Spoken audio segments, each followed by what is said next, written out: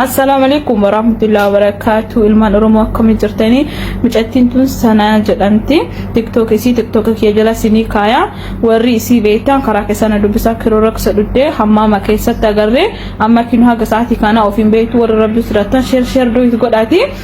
nama isii beeku karaa keessana dubbisaa isin jedha ilmaan oromoo rabbi isin qaba mucatti baay'ee jira kataa jira ofiin beektu kinu hamma sa'aatii lama geette jirti kadhuddee moo kiroo raksiidha kanaafuu namni isii beektan share godhaati karaa keessa amana dubbisa namni isii beektan mucattiin beeku biyya isii jimmaa ta'uu qofa.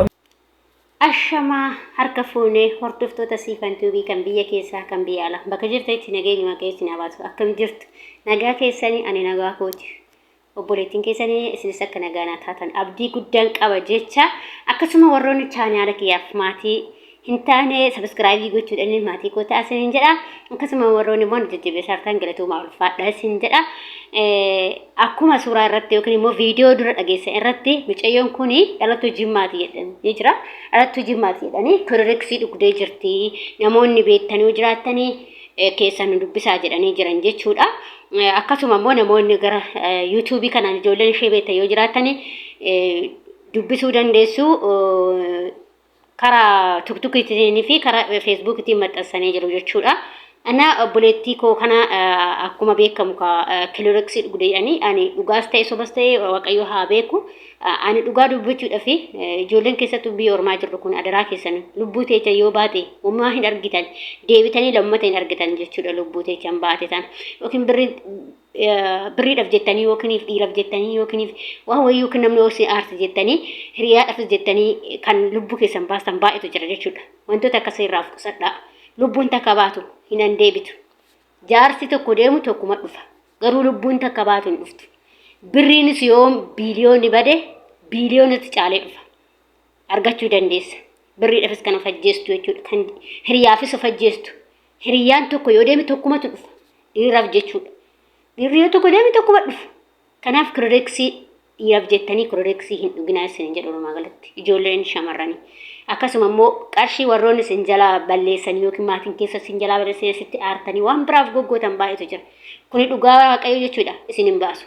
haa baddu birreen yoo baddee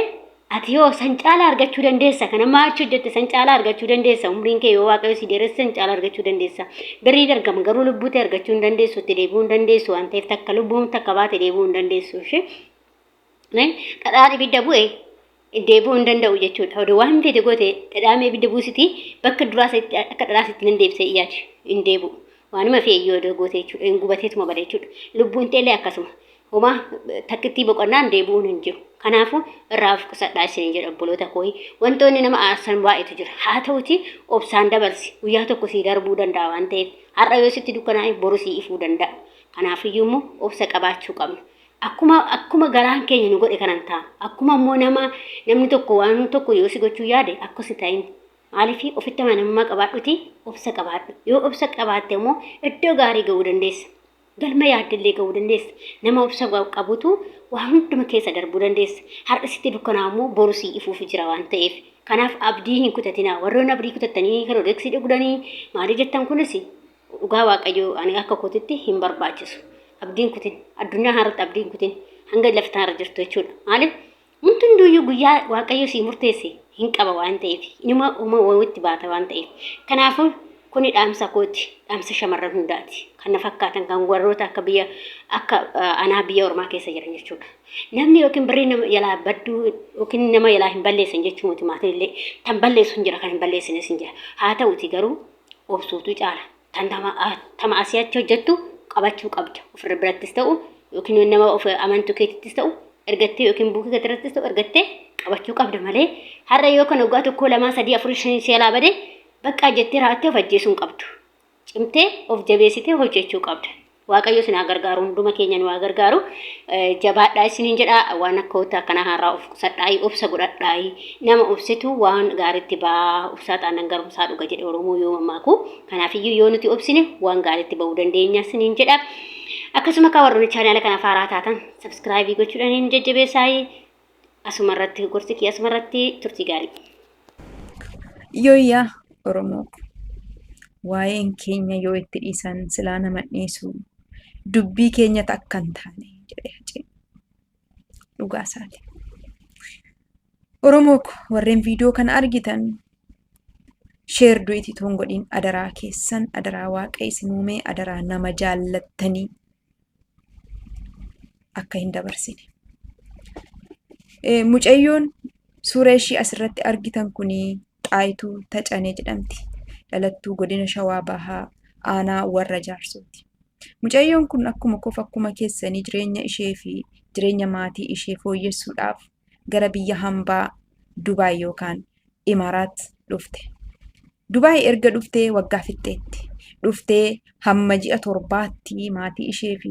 hiriyoota ishee wajjin wal quunnamaa turte. Yeroo maatii isheetti bilbilaa turtetti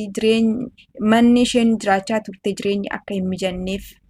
himaafii turte. Erga ji'a 5 asiitii garuu sagalee ishiis dhoksitee